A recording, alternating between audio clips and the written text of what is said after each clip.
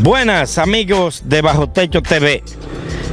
En esta oportunidad el programa La Frontera se traslada a Santiago Rodríguez y precisamente aquí, desde este monumento erigido en honor a los restauradores, damos la bienvenida a nuestro espacio La Frontera. Hoy vamos a conocer lo que fue la restauración de la República, lo que significó para esta región y para el país. Bienvenidos todos a este espacio tras los héroes de la restauración. Bienvenidos todos.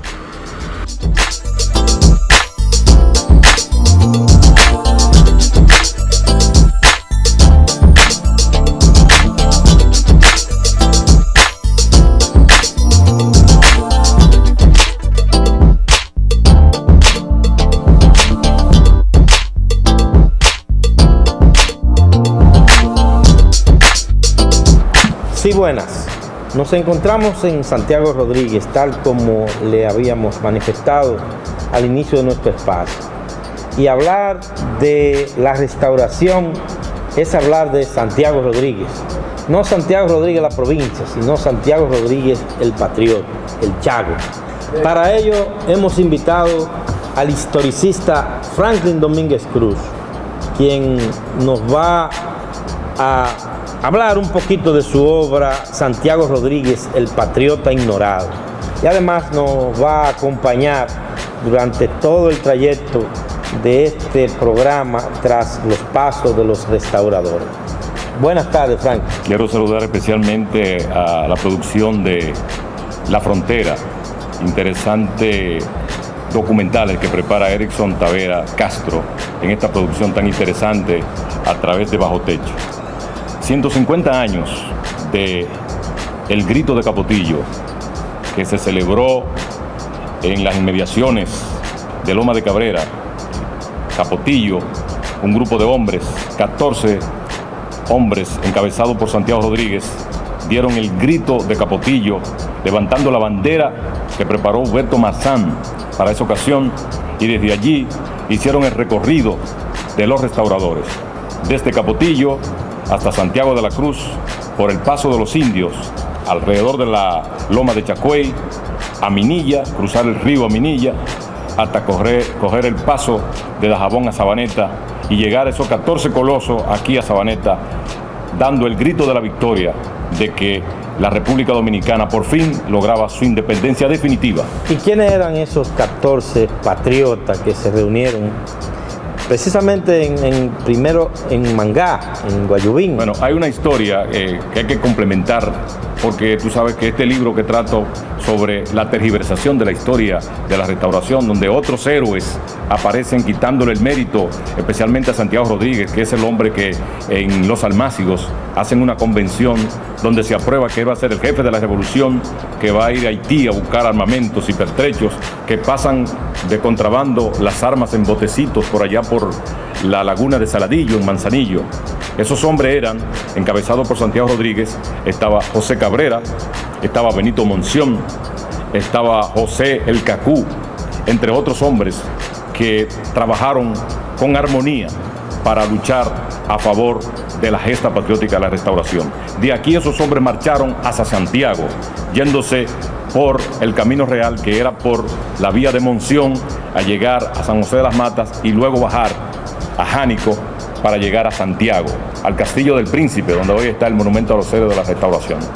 Tomaron la fortaleza de Santiago y el Castillo del Príncipe para entonces ahí instaurar lo que se llama el gobierno restaurador, que lo encabezó Pepillo Salcedo, uno de los héroes y generales más acuciosos de Santiago Rodríguez. Santiago Rodríguez era la persona designada para que fuera el presidente de la restauración, pero él declinó en Pepillo Salcedo para que de ahí comenzara una epopeya que vamos a ir conociendo en el transcurso de los lugares que vamos a visitar en este día, para que el amigo televidente tenga conciencia de dónde murió Santiago Rodríguez, que fue aquí en su pueblo natal, este pueblo que él fundó, que fundó con hombres llegados de Dajabón, la familia Bueno, la familia Zapata, entre otras, vinieron y se instalaron aquí en un sitio que se llama Cercadillos. Ahí se creó lo que se llama la Fundación de Sabaneta Novillos.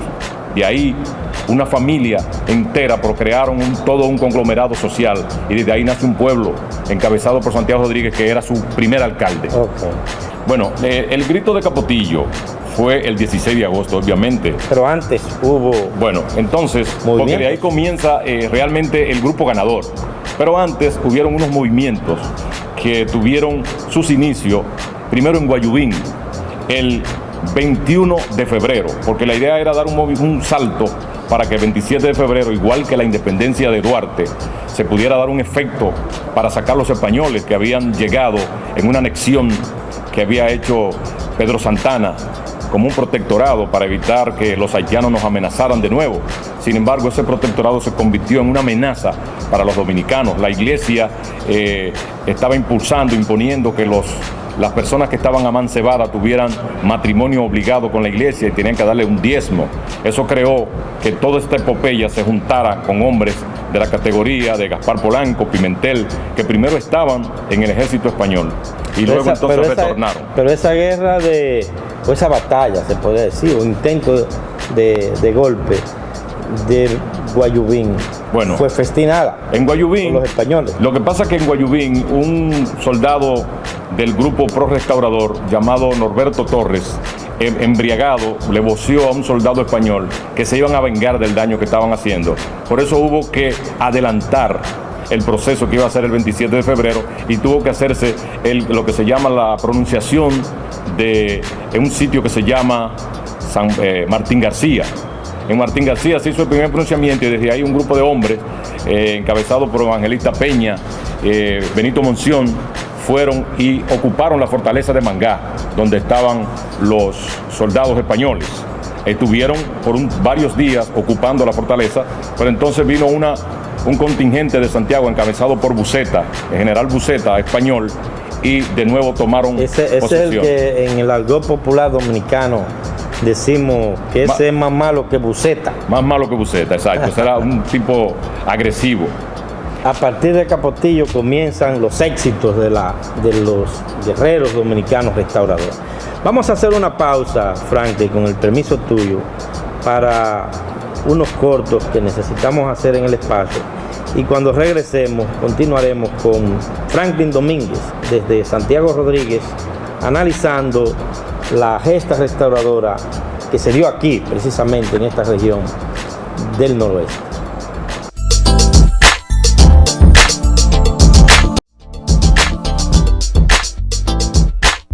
Bien, amigos, continuamos con este espacio analizando la historia de la restauración desde aquí, de donde vibra la patria, de la frontera, de la línea noroeste. Franklin, pasado ya el grito de Capotillo y dada la primera batalla en la que fue gananciosa tuvieron causa gananciosa nuestros soldados, o nuestros combatientes, se podría decir. ¿Qué pasa después de Capotillo? Ese fue el movimiento ganador, Erickson. El movimiento de Capotillo es el que gana, porque todos pierden. El movimiento de Moca, lo de San Francisco de Macorís, la muerte de Sánchez en el Cercado, en Neiva. O sea, el movimiento ganador es este. Pero ese movimiento se traslada a Santiago. ¿Qué pasa en Santiago? Por eso nosotros reclamamos que Santiago Rodríguez es el padre de la restauración, porque en Santiago, esa persona que llega, que él quiere que sea el presidente, que es Pepillo Salcedo, 3 meses después, Pepillo Salcedo es fusilado por Gaspar Polanco, que es un hombre de Guayubín, perteneciente al grupo de Gregorio Luperón. Gaspar Polanco crea una trama diciendo que Pepillo Salcedo era de un movimiento político que era de los rojos, en ese caso era de Buenaventura Báez, y lo acusaban que era pro-español. Entonces dijeron que Montecristi había sido perdida porque Pepillo Salcedo estaba aliado a ellos. Eso creó que entonces vinieran a buscar preso a Guayubín, a uno de los campos de Guayubín, a Pepillo Salcedo, y lo llevaron preso a Santiago y luego lo fusilan en Puerto Plata, en un sitio que se llama Blanco, que hoy se llama, por cierto, Luperón. De manera que la gesta restauradora va en un movimiento de avance, porque luego llega Pimentel a ser presidente, donde ya se crea la Constitución, donde se avanza hacia el desarrollo de los pueblos.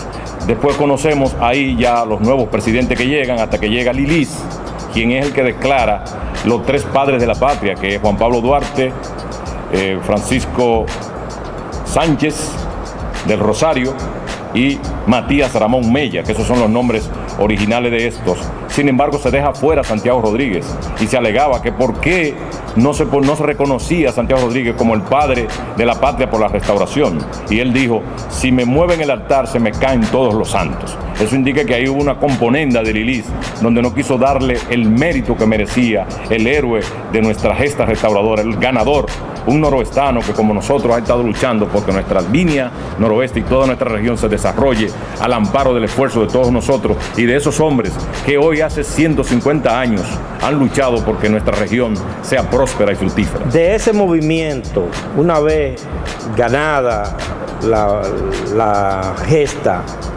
¿quién surge como presidente? Ahí el que surge es Pepillo Salcedo. Pepillo Salcedo ¿Y toma posesión dónde? Toma posesión. ¿Desde dónde dirige en la Santiago, República? En Santiago. Es decir, que en esa oportunidad la capital de la República estaba concentrada en Santiago. Porque recuérdate que los españoles abandonan el país 2 años después, en 1965, en el acuerdo de Güibia. Ahí ellos decidían que iban a abandonar el país porque entendían que la República Dominicana ya estaba dispuesta a continuar sus pasos. A partir de ahí la historia es otra. Nosotros nos ocupa de que se reconozca el mérito de un ganador que como Juan Pablo Duarte fue el creador del movimiento patriótico La Trinitaria, así como fue el doctor José Núñez de Cáceres, el ganador del movimiento para crear la República, el Haití español. También lo fue Santiago Rodríguez. También lo fue Santiago Rodríguez, un héroe nacional, de la nacido en Dajabón, hijo de una haitiana, que hay que decir esto, de una haitiana llamada Josefina Mazagó y de un ganadero de Santiago llamado Vicente Rodríguez. De esa época nosotros fuimos a Cabo Haitiano y comprobamos que el acta del nacimiento de Santiago Rodríguez, que nació el 10 de octubre de 1810, aparece registrada como que nació en Dajabón, porque en aquel tiempo todavía nosotros no éramos república, no teníamos derecho a declarar a nadie como dominicano, pero ya Haití sí, a partir de 1804 era una república, por lo tanto se podía declarar los hijos. Entonces Santiago Rodríguez fue declarado por Vicente Rodríguez allá como su hijo, un hijo criollo, no haitiano, sino criollo, pues nosotros nos reconocíamos como españolizado. Entonces ese hombre es que con su recurso y su esfuerzo logra que alcancemos la restauración de la República, sacando al imperio español para siempre de nuestro sodio. Aunque posteriormente fuimos también invadidos nueva vez por otras potencias. Sin embargo, queremos manifestar aquí a nuestros amigos televidentes que como se está celebrando este mes, el mes de la restauración de la República, es importante escuchar este tipo de anotaciones que se están haciendo aquí. Franklin, que lo conocemos de muchos años en estos andares, ha hecho posible que nosotros podamos identificar todos esos datos a través de esta obra que invitamos a todos los televidentes a que la adquieran. Se llama Santiago Rodríguez, el patriota ignorado, una historia crítica de la restauración. Vamos a dar lectura, Franklin, a este libro. Te agradecemos que nos haya traído este ejemplar. La historia de los pueblos del noroeste, la historia de Sabaneta, o sea, cómo se funda aquí y toda la familia de Sabaneta, los hijos de Santiago Rodríguez que fueron meritorios. Por ejemplo, Epifanio Rodríguez fue gobernador de La Vega. Santiago Rodríguez Carrasco fue el fundador junto a otro de Mócades para la provincia de Espaillat. O sea, los hijos de Santiago Rodríguez han sido héroes importantes. Hasta Chavarría, que fue presidente por 48 horas a raíz de la muerte de Trujillo, era también nieto de Santiago Rodríguez. O sea que los héroes de nuestra familia, Pedro Thomas, que todavía la familia Thomas está aquí, un haitiano que se declaró adepto a la lucha por la República Dominicana. O sea, tenemos toda esa familia aquí en Sabaneta y toda la gente que está en Guayubín y en Montecristi, todos somos una sola familia, los apellidos de nosotros suenan aquí. Vamos a tratar, Franklin, en este espacio, porque ahora vamos a salir fuera de este espacio de ocio en que estamos en este momento en el Ayuntamiento de Sabaneta, para ir a recorrer algunos lugares históricos que tienen que ver mucho con la restauración, y vamos a hacer todo lo posible para que los descendientes de estos héroes restauradores también puedan expresarse frente a estas cámaras. Seguimos en Bajo Techo TV, aquí en La Frontera.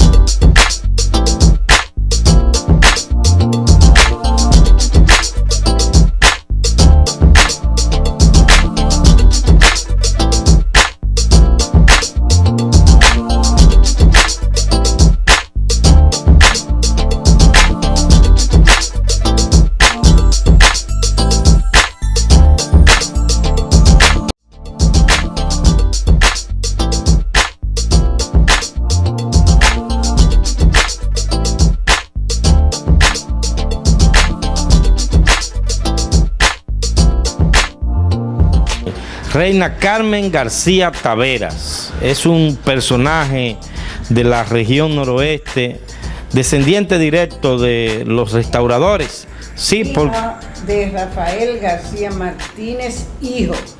¿Usted es hija? De Rafael García Martínez, hijo. El abuelo era Rafael García Martínez, que fue diputado de Benito Monción, secretario de General Benito Monción. El secretario de General Benito Monción era su abuelo. Era mi abuelo. Y de esas experiencias de niño, de su padre, mencionó. Usted llegó a conocer a su abuelo, ¿no? Oh, sí, llegué a conocerlo mucho tiempo. Y él le hablaba de Benito Monción y le hablaba de... Estaba en esa época de cuando habían esos disturbios, que habían esos rebuses, como decían antes. Él sí, una vez que vinieron, él tuvo que salir huyendo para esconderse, meterse a la casa porque habían movimientos. Él era... Según los relatos de su abuelo. Según los le hacía. sí. Yo veo aquí, usted tiene muchas pertenencias de esa época. ¿Qué usted conserva de su abuelo? Conservamos el armario, conservamos esa mesa, era en ese tiempo. Conservamos el filtro, que era de... El filtro del agua, Filtro. que es la tinaja de agua. No, el filtro, porque la tinaja es una y el filtro es otra. La tinaja era de Benito Monción. Era de la señora de Benito Monción, que se la compró mi abuela materna cuando cuando la madre murió, entonces se la trasladó a su hija, Ana del Carmen Taveras, que era la señora de Rafael García Martínez, hijo. Correcto. Y esa foto que tenemos ahí, ¿esa foto fue una pintura o fue una foto real? Una foto real, pintura no. Fue una foto real de él. Así como está él en la foto, así mismo era él. Era muy gallardo, muy esbelto, y era muy conocido, muy leído, muy de estas personas muy... Sí, porque fue el primer abogado que hubo aquí en esta región, en esa época. ¿Verdad que no habían esos estudios tan extensos como ahora? Correcto. Y fue el primer diputado también. El diputado de la provincia de Montecristi. Provincia de Montecristi. Todos esos efectos vinieron de Francia, porque lo traían de allá. Ellos viajaban en barco. En goleta. Sí, en barco era que viajaban, y ellos traían todos los efectos de allá. Y de las experiencias que usted tuvo de niña, ¿cuántos años usted tenía cuando murió su abuelo? Tenía 9 años. ¿Y usted recuerda alguna historia que él le haya hecho de Benito Monción? Bueno, Su padre que le dijo a su abuelo. Sí. ¿Cómo recordaban? ¿Qué le decían ellos de Benito Monción? Bueno, decían que Benito Monción era muy, como le digo, tenía mucha sangre, era muy valeroso, que era muy, ¿cómo se dice? En la... Cuestiones de armas. De armas y de cosas, sí, tenía esa fuerza. Tú sabes que en ese tiempo los muchachos no eran introvertidos como ahora, ni habían esos conocimientos como hay ahora, que todo se puede por mediación de tantos aparatos que hay ahora, que se conoce. Los muchachos siempre estaban recluidos, que no estaban en el medio. O en la finca. Sí. ¿Trabajando en la finca o...? No, en la finca. ¿Comiendo en la finca? Sí, no, siempre, porque cuando habían reuniones, los muchachos no estaban, sino siempre ellos eran. Pero mi abuelo fue un personaje muy conocido todavía hay raíces en Montecristi de los García. En estos días encontré un homenaje que le hicieron a un García en Montecristi, pero ahora no sé dónde está el folleto que vieron. ¿Usted recuerda la casa que estaba aquí en la esquina? Cuando yo vine aquí la primera vez. La casa. Ahí estaba ese closet, estaba, eso, sí. ¿Cómo se llama, Franklin, lo de poner los sombreros? La sombrerera. La sombrerera. Que la sacaron para mandarla a arreglar. Y en el taller no la proporcionaron, no le hicieron caso y la dejaron abandonada. Que se lo dije a Luis Manuel, digo, si me la dejan a mí como la piedra, como el filtro, se hubiera conservado, sí. Habían muchas cosas, había un reloj de ese tiempo también, que de los que tenían el péndulo que daban la hora, un reloj muy antiguo, pero un hermano se lo llevó a Santiago y allá como que no le poníamos atención a las cosas que tenían valor. Bien. Sí, amigos televidentes, vamos a continuar con esta entrevista un poquito más adelante. Estamos conociendo, tras los pasos de los restauradores, conociendo a sus descendientes directos, que todavía hoy en la región noroeste, sobre todo aquí en la provincia de Santiago Rodríguez y en la provincia de Montecristi y de Dajabón, se mantiene todavía en la memoria histórica de estos pueblos. Sí, en el municipio de San Ignacio de Guayubín. No. ¿Cómo se llama? San Lorenzo de Guayubín. San Lorenzo. Todavía aquí se respira ese aire restaurador. Se vive con emoción, como ustedes lo han podido ver, la gente que todavía tienen ese espíritu de sus ancestros, ¿no? Los descendientes directos de los restauradores. Seguimos en Bajo Techo TV, el canal de la familia, y en su programa La Frontera.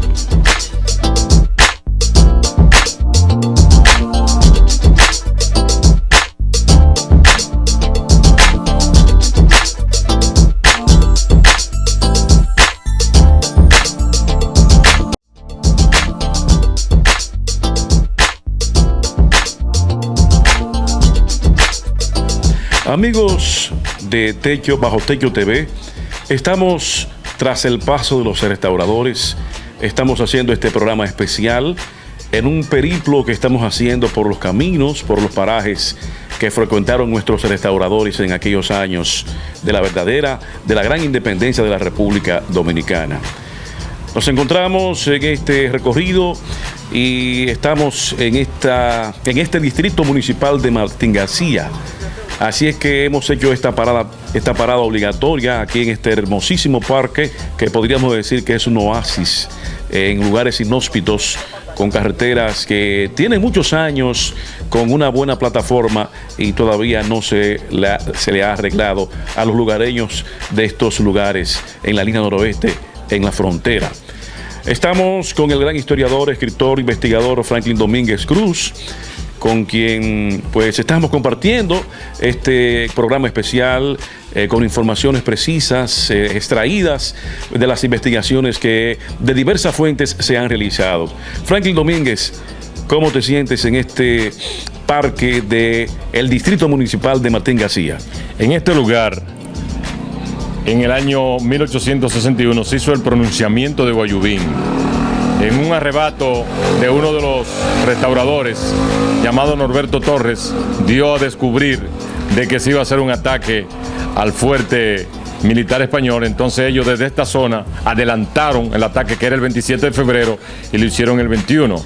Esto provocó que desde aquí se fuera a Mangá a enfrentar a los españoles. Esto ha traído una disputa respecto a este camino, que los guayubinenses y los sabaneteros se disputan si Guayubín es la cuna de la restauración o es Sabaneta.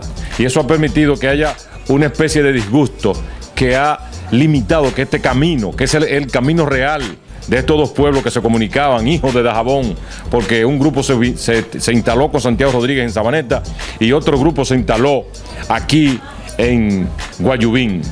De manera que lo importante es dar a conocer que los dos pueblos son hermanos, especialmente que Guayubín es la cuna porque aquí comenzó el 21 de febrero y el 22 fue también el pronunciamiento en Sabaneta contra la lucha de los españoles. Entonces, nosotros reclamamos que el padre de la patria es Santiago Rodríguez, el héroe de la restauración, con ese grupo de hombres que enarboló un 16 de agosto de 1863 aquel grito de Capotillo que nos permitió la libertad de la segunda independencia. Bueno, frente a tantas fuentes de información fehacientes, o mejor dicho, con convicción, es el término, muchas fuentes que tienen convicciones con respecto a lo que realmente sucedió en estos lugares. Así es que muchos historiadores tienen posiciones encontradas y vemos como tú, Franklin Domínguez, ha hurgado en fuentes de documentos, ¿no?, que dejaron muchos de lo que hicieron la historia en el terreno de los hechos. Y esos son de las fuentes más confiables. Nosotros, como historicistas, hemos buscado todos los datos para hacer una especie de atadura y coincidir con estas informaciones para que la historia revise, que la nueva generación se ocupe de revisar lo que pasó en esta región, porque eso limitó de alguna manera que la región noroeste siguiera desarrollándose, como ha pasado con estos caminos, esta carretera, que han sido suspendidas por más de 30 años, como nos dice un señor de aquí que vive. 33 años tiene esta carretera que no se termina, porque no hay como una disposición de estos dos pueblos para que se hagan, que están a 20 minutos de camino. Sería un desarrollo extraordinario. Franklin, quería preguntarte si la historia se ha reencauzado a la luz de nuevas fuentes de información que se tengan de la historia, se tergiversa. Sabemos que hay lucha de intereses, historiadores que por capricho marginan uno que otros historiadores o héroes que lucharon en esta epopeya, ¿no?, de la restauración de la República. ¿Qué precedente tenemos en ese sentido de que la historia se ha recompuesto, se ha reescrito, hay nuevas versiones, hay nuevos conocimientos y nuevas convicciones con respecto a la misma? Efectivamente, los intereses económicos de los pueblos cercanos a Montecristi, en aquella época Montecristi era la capital económica del país, y los otros pueblos querían ser igual, se aprovecharon de la historia de aquel momento y de la debilidad de nuestra zona para que otros pueblos se encauzaran, y que hoy el desarrollo que ha debido tener Montecristi como provincia lo tiene Puerto Plata, por ejemplo. Entonces todo eso ha limitado que esta región y estos hombres que lucharon por la República Dominicana hayan limitado el desarrollo de esta zona. Bueno, yo creo que todo el que tenga una inquietud es válida, puesto que tenemos que defender nuestros legados históricos. La historia puede cambiar el curso de cualquier comunidad, de cualquier comarca, de cualquier distrito municipal. Vamos a tener aquí, nos encontramos con un señor que tiene muchos años aquí en Martín García. 70 años. 70 años de edad. ¿Y cuánto tiene aquí en Martín García? Bueno, tengo 91 años por todos. 21. Oye, pero eso...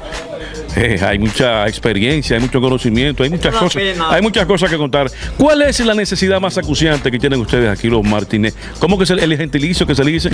Martí. No termine la carretera, que no termine la carretera. Su nombre, por favor, díganos. Cristóbal Ramírez. Cristóbal Ramírez, ¿qué es lo que más desean los lugareños? Aquí hay muchas cosas que se desean, pero lo principal es esta carretera que tiene 33 años pidiendo las peticiones. Pero se dice que los maeños no quieren que la carretera Martín García se haga, porque al hacer esta carretera por aquí va a perder mucho la provincia de Mao, ¿sabes? Pero no podemos ser egoístas, ahí tiene que haber para todos, somos dominicanos, no es así. Se está diciendo eso. Es el desarrollo. Va a perder mucho, van a perder mucha promoción, hacer la carretera por allá. Sí, eso, el ser humano, a veces somos egoístas los seres humanos, y somos dominicanos, ¿verdad? Y debemos luchar todos por un progreso, ¿verdad? Por el bienestar de todos. Okay. ¿Su nombre cuál es? Ernesto Eliseo Tavares. ¿Qué nos puede decir, Ernesto? Bueno, específicamente aquí los lugareños de Martín García lo que queremos es que se nos haga la carretera, porque durante el transcurso de largos años se ha venido comenzando dicha carretera y específicamente no han hecho nada. Entonces nosotros esperamos de que se nos haga, porque realmente la necesitamos. Es un tramo que de mucha importancia de Santiago Rodríguez como de Guayubín. Entonces las dos provincias requieren que se haga dicha carretera por el bienestar de la provincia y de todos.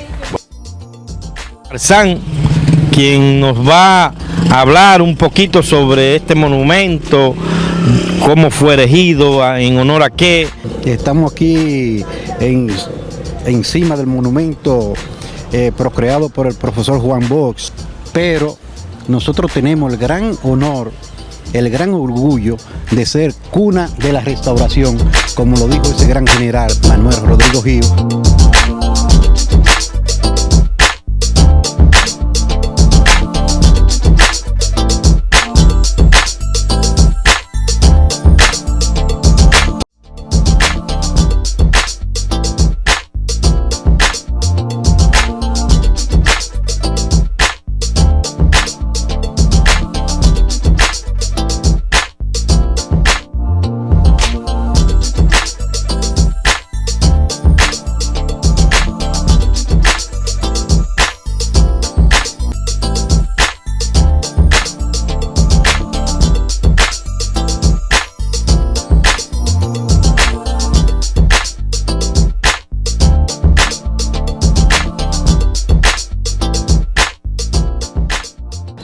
Amigos de Bajo Techo TV, estamos en Guayubín, cuna de la restauración.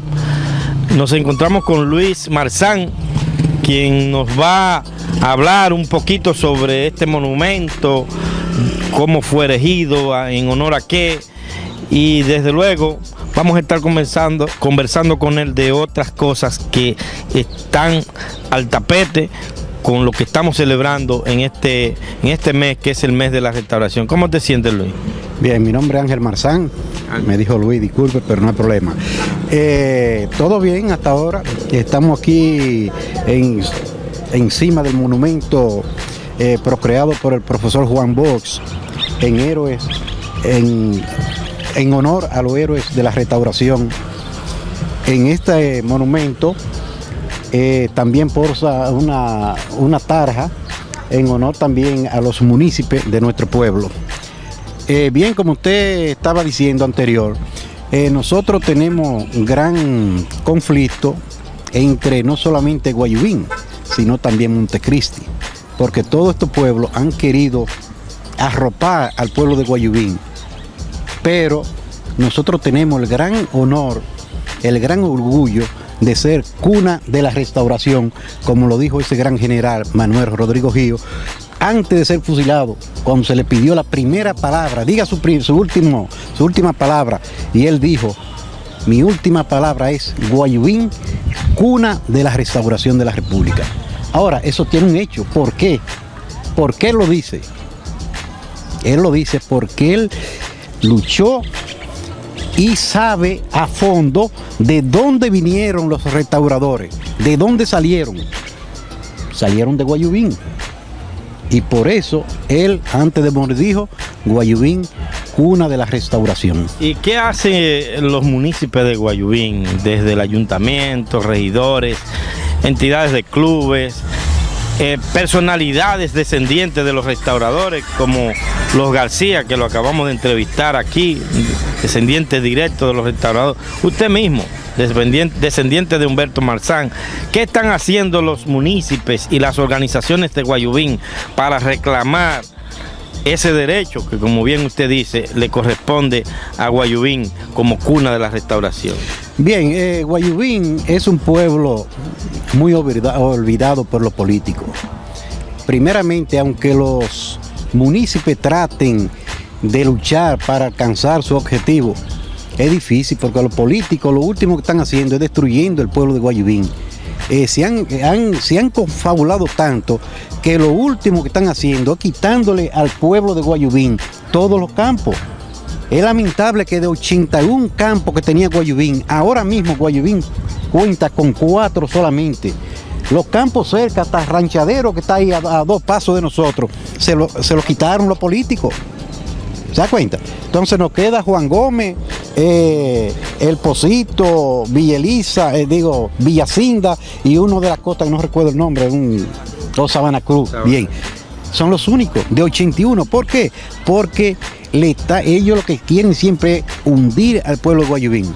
Pero mientras existan hijos de restauradores, como por ejemplo yo, he venido aquí a trabajar por Guayubín. Primero, organicé con el señor Carlos Asensio el sindicato de dueños de camiones y volteo de Guayubín. Y estamos luchando para levantar también la Plaza de la Cultura, que es un monumento a los héroes también de la restauración. Y se está haciendo en el campamento. Que se está haciendo en el campamento. Y será eso también en homenaje a aquellos defensores de Cuba como José Martí y Máximo Gómez. Sí, porque esa es otra historia. La vamos a contar más en otro programa. Nosotros ahora queremos culminar este espacio con una sencilla reflexión. Mañana, en esta semana, se cumple el 150 aniversario de la gesta restauradora. Aquí, precisamente aquí en esta comunidad, en Mangá, nacieron los primeros movimientos restauradores. Correcto. Se dieron aquí. Aunque fueron frustrados en algún momento, pero nacieron aquí. Y desde luego nosotros queremos llevar la voz desde esta comunidad de Guayubín, de que el Estado dominicano, la región, tiene que unificarse en función de darle el justo valor que tienen nuestros restauradores, principalmente Santiago Rodríguez, Benito Monción y los demás Luca Evangelista y los demás que están aquí, que cada uno de ellos puso su grano de arena para que hoy pudiésemos tener esta república libre que hoy tenemos. Y esa es nuestra reflexión desde este programa. Desde aquí agradecemos, Ángel, desde aquí tanto el canal Bajo Techo TV como nuestro programa La Frontera envía ese mensaje al país. Y agradecemos en todo este recorrido que hemos tenido al historiador Franklin Domínguez, al comunicador Luis Alberto Perdomo y a toda la producción de nuestro espacio por este recorrido arduo que hemos tenido en el día de hoy en toda la región, básicamente en Santiago Rodríguez, y aquí culminamos en la provincia de Montecristi. Muchísimas gracias por tu aporte y a todos los televidentes de nuestro espacio le decimos hasta luego. Gracias a usted y a los demás acompañantes por venir y acordarse de que Guayubín es la cuna de la restauración. Gracias a ti también. Gracias, mi hermano.